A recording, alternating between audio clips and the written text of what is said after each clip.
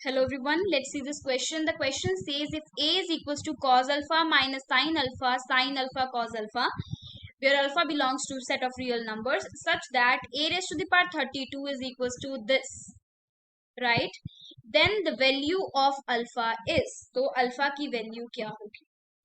Now here the key concept is, आपको एक यहाँ पर रिजल्ट जो है वो याद रखना है. जब भी आपको A दिया गया हो, कैसा दिया गया हो, ए आपको दिया गया है cos alpha sine alpha minus sine alpha cos alpha, तो आप a raise to the power n directly आपको पता होना चाहिए that this is always equals to cos n alpha minus sine n alpha sine n alpha cos n alpha. This is the result जो हम यहाँ पर यूज करने वाले हैं. क्लियर?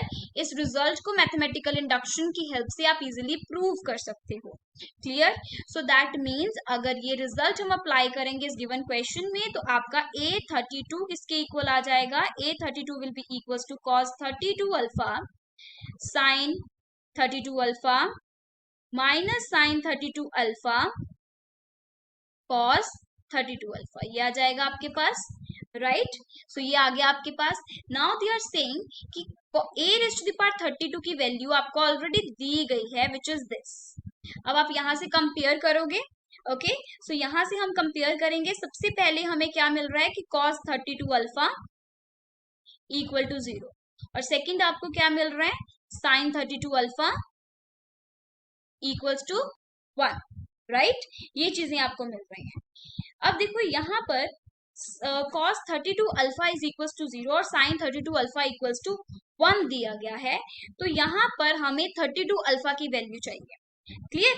सो cos 32 अल्फा 0 कहाँ होता है और sin थीटा 1 कहाँ होता है, वो चीजें हमें फाइंड आउट करनी है. नाउ अब देखो यहाँ पर आपको एक सिंपल सा कॉन्सेप्ट पता होना चाहिए कि अगर cos थीटा वो 0 बोल रहे हैं और sin थीटा 1 बोल रहे हैं, yes, cos theta is 0 sin theta is 1.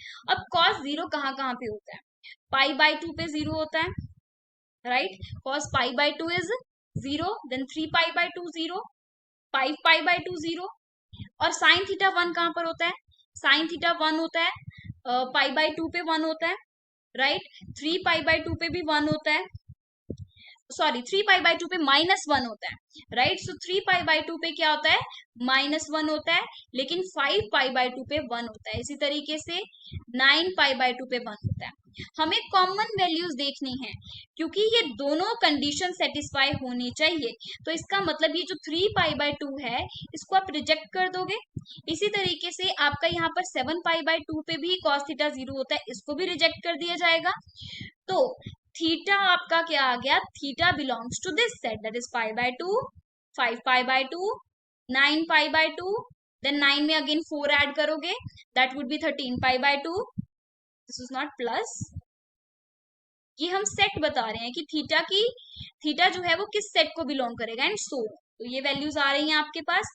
अब देखो यहाँ पर सो ये वैल्यूज आ गई हैं, तो दैट मीन्स एक्चुअली थीटा की वैल्यू क्या होगी? So theta will be equals to in this case 4n plus 1 pi by 2. This is the value of theta, 4n plus pi by 2.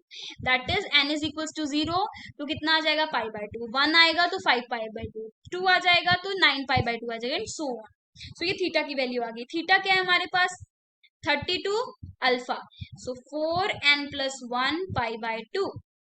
That is alpha is equals to, ये कितना आ जाएगा? 4n plus 1, right? तो ये आ जाएगा यहाँ पर pi by 64. Yes, pi by 64.